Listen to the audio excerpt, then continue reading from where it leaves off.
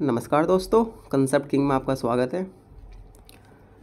पिछली वीडियो में हमने घटनाचक्र पॉलिटी पूर्वावलोकन सोल्व किया था, उसका पहला चैप्टर। नेक्स्ट वीडियो हम सेकंड चैप्टर पढ़ ही लेंगे। आज हम आपके सामने लेकर आए हैं जो जितने भी एक्ट्स थे, मैंने जैसे पिछली वीडियो में बताया था, जो एक्ट्स हैं इनसे एग्ज़ाम में काफ़ी क्वेश्चन पूछे जाते हैं। आज जितने भी एक्ट्स हैं जैसे regulating act 1773, Pitt's India act 1784, इनके जो भी इम्पोर्टेंट फीचर्स रहे हैं उनको आज हम डिस्कस करेंगे। और ये एग्ज़ाम में बहुत ही इम्पोर्टेंट होते हैं और हर एग्ज़ाम में पूछा जाता है। आपको थोड़ा नोट्स समझने में दिक्कत हो सकती है, लेकिन संक्षिप्त नोट्स जो होते हैं, शॉर्ट नोट्स, वो इसी तरह से बनते हैं, क्योंकि नोट्स हमें हिस्ट्री के बनाने होते हैं, पॉलिटी के नोट्स बनाने होते हैं, ज्योग्राफी के नोट्स बनाने होते हैं। अगर हम इनको थोड़ा फ़ॉन्ट बड़ा करके नोट्स बनाएंगे तो पेज बहुत ज़्यादा हो जाते हैं। और इस पीडीएफ को मैं अपने टेलीग्राम चैनल में शेयर कर दूंगा, वहाँ जाकर भी इसको पढ़ सकते हैं। और जो सेकंड चैप्टर की वीडियो है वो शाम तक आज या कल अपलोड मैं कर दूंगा। तो शुरू करते हैं वीडियो। दोस्तों, वीडियो शुरू करने से पहले आप हमारे यूट्यूब चैनल को सब्सक्राइब कर सकते हैं। अगर वीडियो अच्छी लगे तो लाइक भी कर सकते हैं। चलिए शुरू करते हैं। देखो, सबसे पहले जो एक्ट हम पढ़ते हैं वो रेगुलेटिंग एक्ट 1773 का पढ़ते हैं।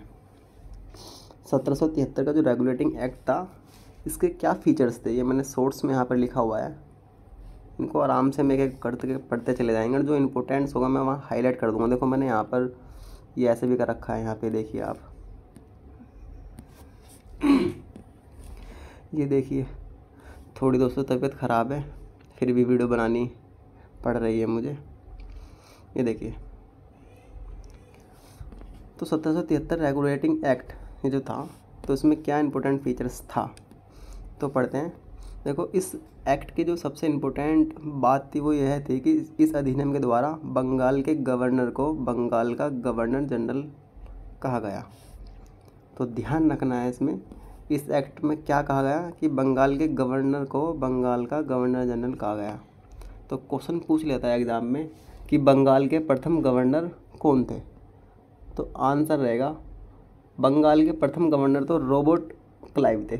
माफ़ करना, बंगाल के जो प्रथम गवर्नर थे वो रॉबर्ट क्लाइव थे। लेकिन अगर सवाल में पूछा जाए कि बंगाल का प्रथम गवर्नर जनरल कौन था, तो वॉरेन हेस्टिंग। ये ध्यान रखना है कि बंगाल के गवर्नर को बंगाल का गवर्नर जनरल कहा गया और बंगाल के प्रथम गवर्नर कौन थे, रॉबर्ट क्लाइव। और बंगाल के गवर्नर जनरल कौन थे, वॉरेन हेस्टिंग्स। ये प्रथम थे। ये इम्पोर्टेंट बात है इसकी।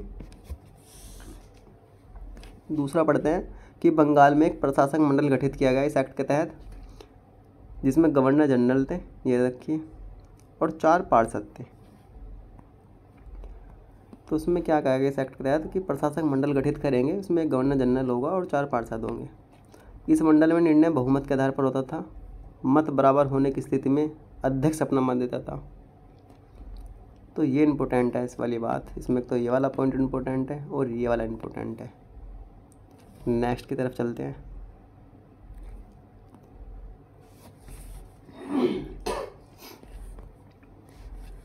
ये देखिए, इस एक्ट के तहत ही, देखो कल हमने पढ़ा था सवाल, ये इस एक्ट के तहत ही 1774 में एक सुप्रीम कोर्ट की स्थापना की थी, उच्चतम न्यायालय की। और ये हर एग्ज़ाम में पूछा जाता है कि हाई कोर्ट की स्थापना किस एक्ट के तहत की गई थी, सुप्रीम कोर्ट की स्थापना किसके तहत की गई थी। तो 1773 का जो रेगुलेटिंग एक्ट था, इसके तहत स्थापना की गई थी 1774 में। तो उसमें एक मुख्य न्यायाधीश थे और 3 अन्य न्यायाधीश थे। और इसके प्रथम मुख्य न्यायाधीश कौन थे, सर एलिजा एम्पे। ये देखिए यहाँ पे लिखा हुआ है, सर एलिजा एम्पे इसके प्रथम मुख्य न्यायाधीश थे। तो ध्यान रखना है दोस्तों इसमें। अब इसमें क्या किया था कि कंपनी के कर्मचारी के क्या हुआ जी, कंपनी के जो कर्मचारी थे निजी व्यापार को पूर्णतः प्रतिबंधित कर दिया था 1774 में जब संशोधन किया था। इसमें 1773 का जो रेगुलेटिंग एक्ट था ये वाला, इसमें क्या हुआ, 1774 में संशोधन लाएगा। और संशोधन के तहत ये 2 बड़े संशोधन किए गए कि पहला तो ये कि कंपनी के जितने भी कर्मचारी हैं निजी व्यापार भाई बंद कर दो। उपहार लेना बंद कर दो इनका।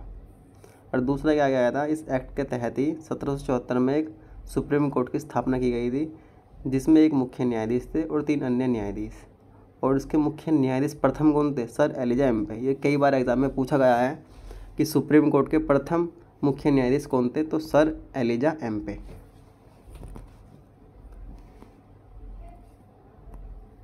ये पढ़ते हैं 1781 का संशोधन अधिनियम।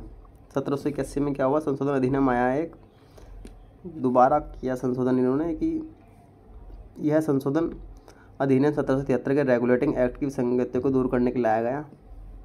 इसमें क्या संशोधन किया, इस एक्ट में यह प्रावधान था कि सुप्रीम कोर्ट को अपनी आज्ञाएं व आदेश लागू करते समय व सरकार को कानून बनाते समय भारतीयों के धार्मिक तथा सांस्कृतिक रीति रिवाज को ध्यान में रखना होगा।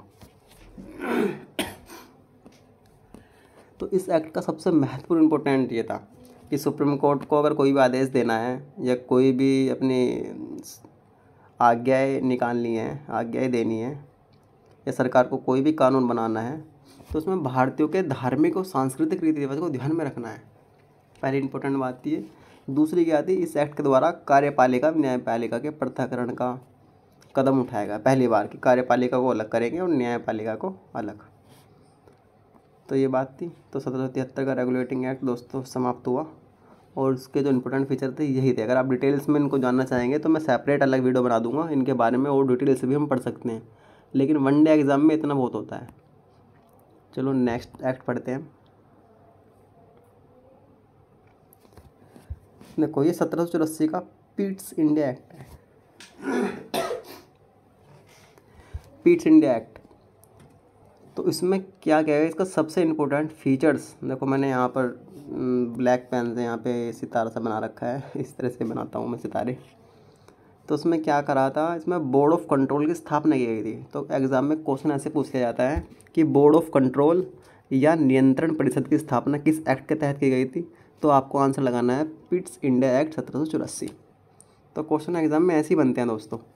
ध्यान रखना है कि बोर्ड ऑफ कंट्रोल, जिसको हिंदी में नियंत्रण परिषद भी बोलते हैं या नियंत्रण बोर्ड भी बोलते हैं, तो इसकी स्थापना पिट्स इंडिया एक्ट 1784 के तहत की गई थी।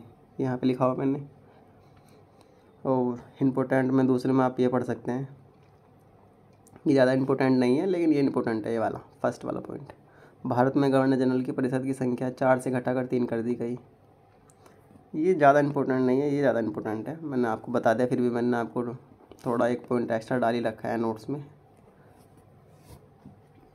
फिर क्या है कि भारत के कंपनी के अधिकृत प्रदेशों को पहली बार नया नाम ब्रिटिश अधिकृत भारतीय प्रदेश कहा गया। तो ध्यान रखना है, ये भी कई एग्जाम में पूछा गया है कि भारत में कंपनी के अधिकृत प्रदेशों को पहली बार ब्रिटिश अधिकृत भारतीय प्रदेश किस एक्ट के तहत कहा गया। तो ऑप्शन में दे देगा 1784 का पिट्स इंडिया एक्ट, आपको यही टिक करना है।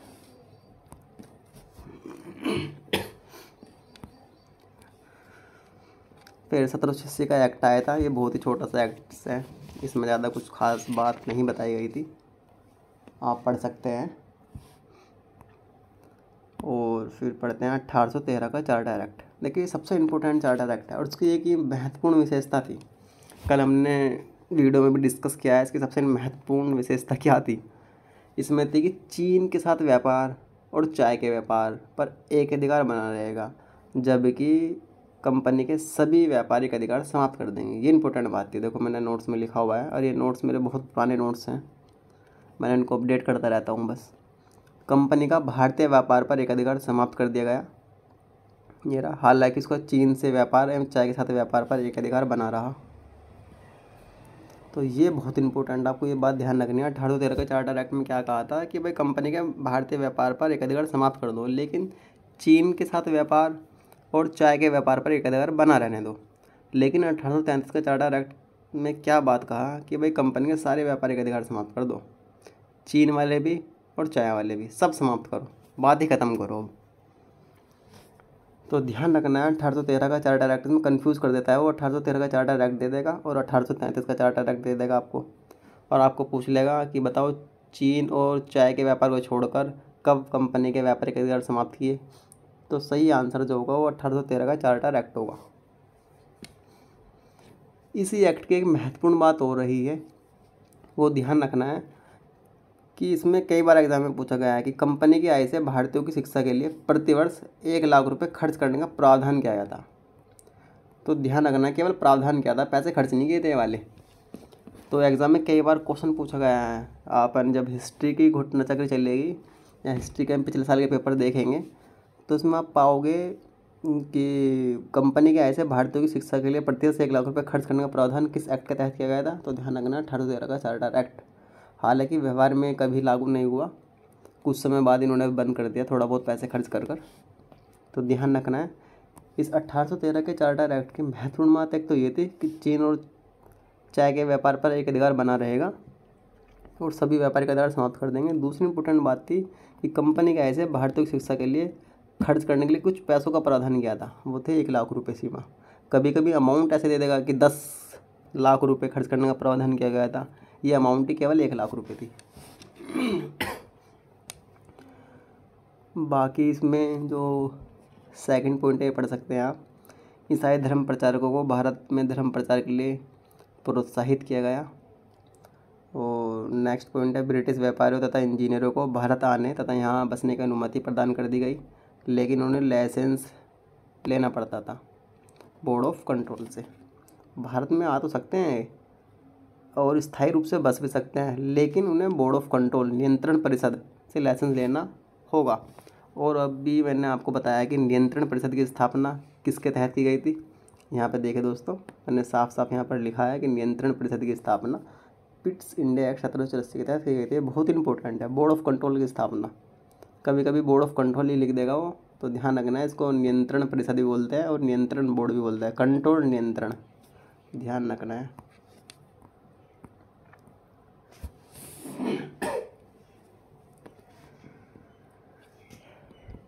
दोस्तों अगर वीडियो अच्छी लगे तो प्लीज़ सब्सक्राइब करना ना भूलें, क्योंकि एक वीडियो बनाने में आपको पता है काफ़ी टाइम लगता है और इनको नोट्स बनाने में, अपडेट करने में भी काफ़ी टाइम लगता है। मेहनत तो दोस्तों लगती है इसमें। चलिए नेक्स्ट चार्टर की तरफ चलते हैं। 1833 का जो चार्टर एक्ट था, इसके क्या इंपॉर्टेंट फीचर्स थे उनको देखते हैं। ये रहा पहला पॉइंट, कंपनी के सभी व्यापारिक एक अधिकार समाप्त कर दिए पूर्णतः, चाहे तथा चीन वाले भी। तो 1833 के चार्टर एक्ट में सबसे इम्पोर्टेंट बात ये थी, ठीक है। और दूसरी इम्पोर्टेंट क्या बात थी कि बंगाल के गवर्नर जनरल को भारत का गवर्नर जनरल बना दिया। ध्यान रखना है कितनी बार चेंज हुआ है कि सबसे पहले हमें याद रखना है कि बंगाल के प्रथम गवर्नर कौन थे, रॉबर्ट क्लाइव।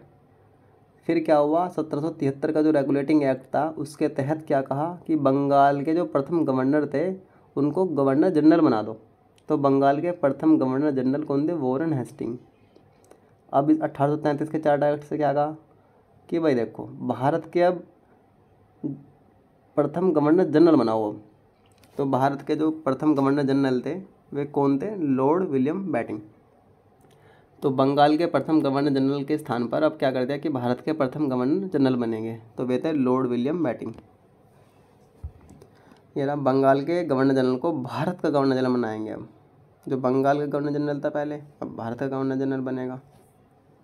तो ये पहले कौन थे, भारत के प्रथम governor general lord William Bentinck. चार व्यक्ति का नाम आपको ध्यान में रखना है। देखो मैं आपको याद कराता हूँ कि पहले तो याद रखना है आपको कि बंगाल के प्रथम गवर्नर कौन थे, तो रॉबर्ट क्लाइव का ध्यान नाम रखना है कि बंगाल के प्रथम गवर्नर रॉबर्ट क्लाइव। बंगाल के प्रथम गवर्नर जनरल कौन थे, वॉरेन हेस्टिंग। फिर तीसरा नाम आपको याद रखना है कि भारत के प्रथम गवर्नर जनरल कौन थे, लॉर्ड विलियम बेटिंग। ये 1833 के तहत तैयार। एक नाम और ध्यान रखना है कि भारत के प्रथम वायसराय कौन थे, लॉर्ड कैनिंग। ये चार नाम आपको विशेष रूप से ध्यान रखनी है। और जो सेकंड वाला है कि भारत बंगाल के प्रथम गवर्नर जनरल वॉरेन हेस्टिंग थे, ये भी एग्ज़ाम में पूछे गया है अभी हाल के एग्ज़ाम में। चलिए आगे शुरू करते हैं। तो पहला पॉइंट था कि कंपनी के सभी व्यापारिक अधिकार समाप्त कर दिए। दूसरा इंपॉर्टेंट पॉइंट था बंगाल के गवर्नर जनरल को भारत का गवर्नर जनरल बना दिया। और भारत के प्रथम गवर्नर जनरल कौन थे, लॉर्ड विलियम बेटिंग। अब क्या हुआ, ये सबसे इम्पोर्टेंट पॉइंट है ये देखिए, गवर्नर जनरल की परिषद में एक चौथा सदस्य विधि विशेषज्ञ बनाया गया। और कौन थे? मैकाले। मैकाले का नाम आपने खूब सुना होगा। तो मैकाले पहले विधि विशेषज्ञ थे जो गवर्नर जनरल की परिषद में सम्मिलित हुए। तो ध्यान रखना है दोस्तों कि मैकाले 1833 का जो चार्टर एक्ट था, इसके तहत विधि विशेषज्ञ बनाए गए थे। और ये चौथे विधि विशेषज्ञ थे। इनका क्या काम था? भारतीय कानून को संचित, संहिताबद्ध तथा सुधारने की भावना से एक विधेयक की स्थापना की गई थी। और काम भी इनका ये था कि भारतीय जो कानून थे उनको देखना, कहाँ क्या गलत बात लिखी है, क्या सही लिखी है, क्या भारतीय के हित में है, क्या हित में है, और कैसे ब्रिटिश कानूनों को सुदृढ़ किया जाए। तो ये सब पर सुझाव देने का काम मैकाले का था। ये कुछ पॉइंट्स और मैंने यहाँ पर लिखे हैं। अंग्रेज़ों को बिना अनुमति पत्र के भारत आने तथा रहने की आज़ादी दी गई। देखिए, 1813 का जो चार्टर एक्ट था, इसमें क्या था? ब्रिटिश व्यापारी, इंजीनियर ये सब भारत आ सकते हैं, लेकिन बोर्ड ऑफ कंट्रोल से लाइसेंस लेना पड़ता था। लेकिन उन्होंने 1833 के चार्टर एक्ट के तहत क्या कहा कि भाई अब जितने भी सब आ सकते हैं, लेकिन अब उन्हें अनुमति की ज़रूरत नहीं है। ये देखिए, अब उन्हें अनुमति की, लाइसेंस लेने की ज़रूरत नहीं है। वे भूमि भी खरीद सकते हैं, भवन बना सकते हैं, कुछ जो मर्जी वो कर सकते हैं अपने भारत में। नेक्स्ट पॉइंट देख लिए, ये तो छोटा सा पॉइंट है ये। और इस एक्ट के द्वारा दास प्रथा को गैर कानूनी घोषित कर दिया। तो ध्यान रखना है, ये तो ज़्यादा इम्पोर्टेंट नहीं है। 1853 का चार्टर एक्ट पढ़ते हैं हम।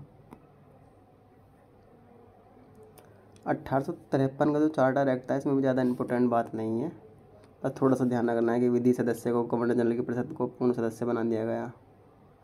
कंपनी को भारतीय प्रदेशों को जब तक संसद ने चाहे तब तक के लिए अपने अधीन रखने की अनुमति दी गई। तो ये सब ऐसी है, फिर भी मैंने नोट्स में डाल रखा है ये। 1858 का एक्ट पढ़ते हैं, ये सबसे इम्पोर्टेंट है। ये 1858 का एक्ट कब आया? जब 1857 में क्रांति की। ये पढ़ते हैं।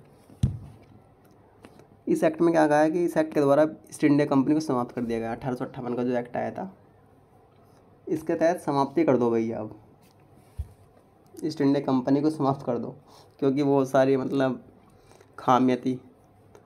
और 1857 का विद्रोह उस टाइम पर हुआ ही था, उसको सुधारने के लिए और भारतीयों को सेना से दूर रखने के लिए एक्ट लाया गया था। तो ध्यान रखना है, इस एक्ट के द्वारा ईस्ट इंडिया कंपनी को समाप्त कर दिया गया तथा भारतीय शासन संचालन का दायित्व ब्रिटिश सरकार को सौंप दिया गया। भारत का गवर्नर जनरल का नाम बदल दिया, भारत का वायसराय कर दिया गया। और प्रथम भारत के वायसराय कौन थे? Lord Canning.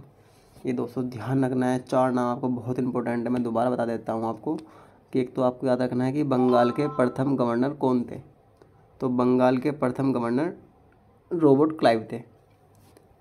और बंगाल के प्रथम governor general Warren Hastings. Bharat के प्रथम governor general lord William Bentinck. और भारत के प्रथम वायसराय लॉर्ड कैनिंग बने। और लॉर्ड कैनिंग किस एक्ट के तहत प्रथम वायसराय बने? 1858 का जो एक्ट था, जिसको भारत शासन अधिनियम बोलते हैं। भारत शासन अधिनियम 1858, ये ध्यान रखना है।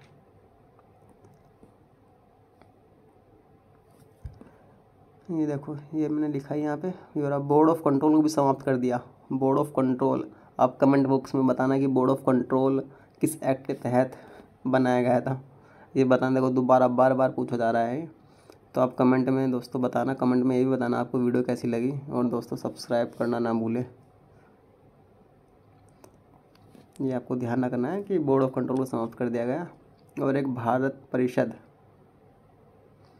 15 सदस्य ये बनाया गया। भारतीय परिषद, बोर्ड ऑफ कंट्रोल को तो समाप्त कर दिया इन्होंने, ये रहा।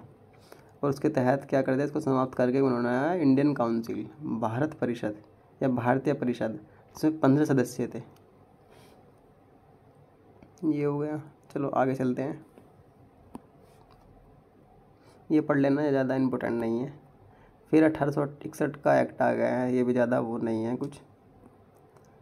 फिर 1892 का भारतीय परिषद अधिनियम।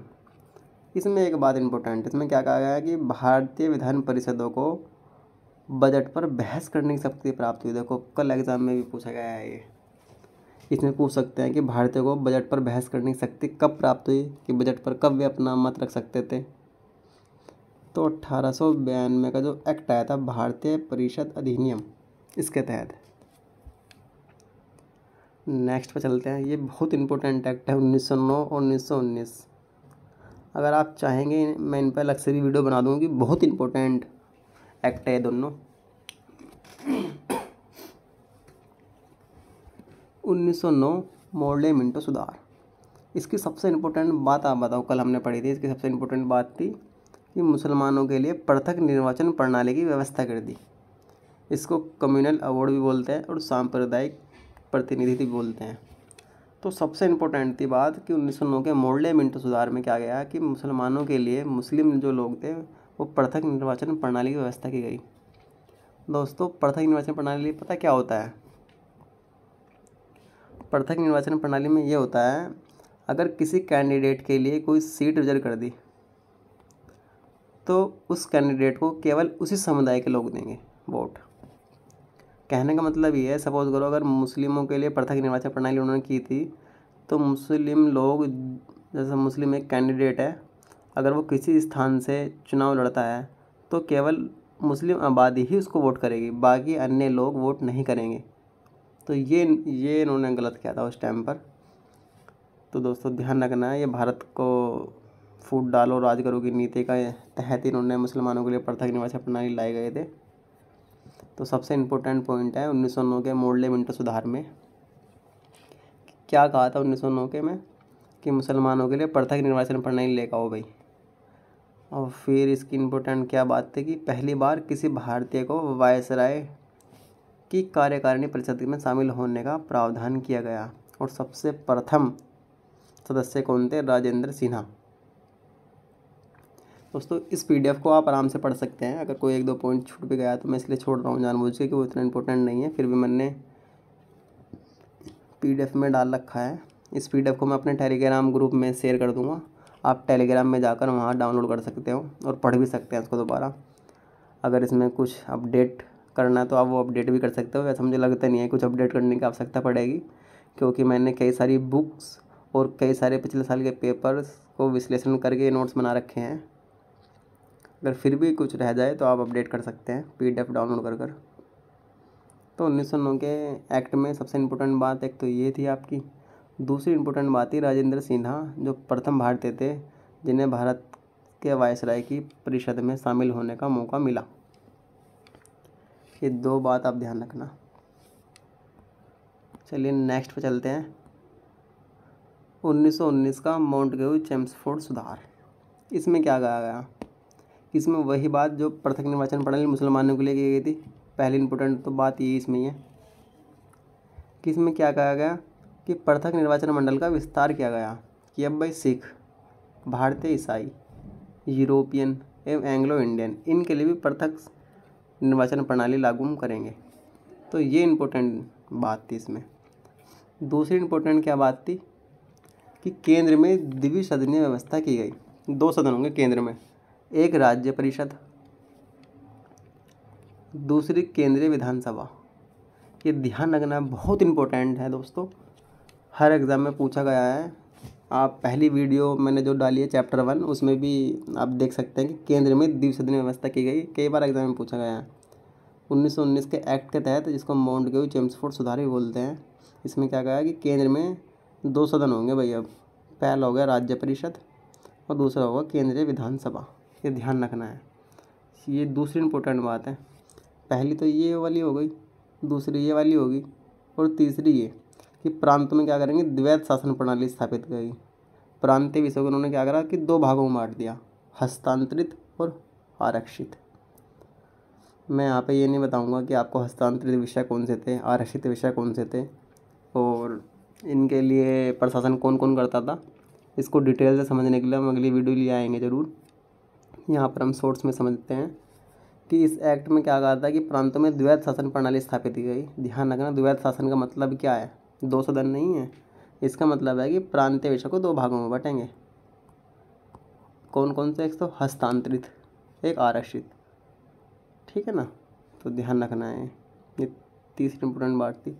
पहली थी कि पृथक निर्वाचन का विस्तार किया गया। दूसरी थी केंद्र में द्विसदनीय व्यवस्था की गई, राज्य परिषद और केंद्रीय विधानसभा। क्वेश्चन ऐसे ही एग्जाम में आता है। और प्रांतों में द्वैध शासन की शुरुआत की गई।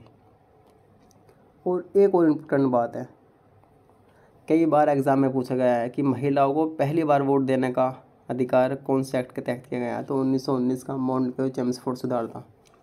ये एक दो एग्ज़ाम में अभी हाल ही में भी पूछा गया है। ध्यान रखना है इसमें आपको कि 1919 का जो मॉन्टेग्यू चेम्सफोर्ड सुधार था, इसके तहत ही महिलाओं को पहली बार वोट देने का राइट दिया गया।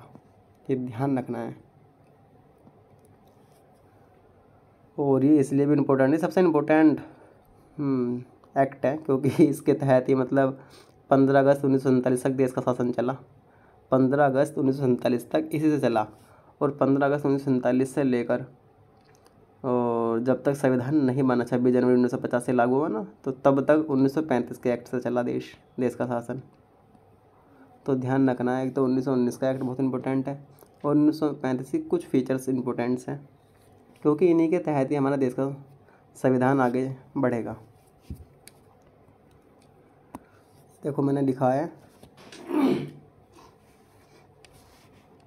इस एक्ट से ही 15 अगस्त 1947 तक देश का शासन चला। ये ध्यान रखना है। और बस ये तो छोटी छोटी बात मैंने यहाँ पे लिखी है। लोक लेखा समिति की स्थापना की गई।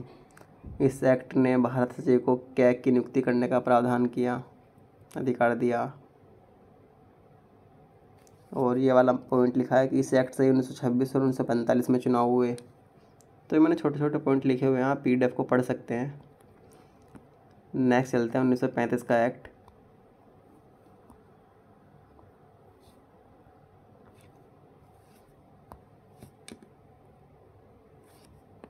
ये देखिए 1935 के एक्ट्स की तरफ चलते हैं। भारतीय शासन अधिनियम 1935, इसमें क्या कहा कि एक अखिल भारतीय संघ की स्थापना का प्रावधान था, लेकिन संघ कभी अस्तित्व में आया ही नहीं। तो ध्यान रखना है, इन्होंने बात तो बहुत अच्छी की एक्ट्स में, लेकिन कुछ ये लागू ज़्यादा करा नहीं पाए। और इसमें क्या था कि प्रांतों में द्वैध शासन समाप्त कर दिया। द्वैध शासन 1919 के एक्ट के तहत हुआ था। और केंद्र स्तर पर द्वैध शासन प्रणाली स्थापित की गई। ये ध्यान रखना कि राज्य परिषद है यहाँ पर और संघीय सभा है। ये मैंने यहाँ पॉइंट्स लिखे हुए हैं, ये आपके लिए ज़्यादा इम्पोर्टेंट नहीं है, फिर भी मैंने एग्ज़ाम में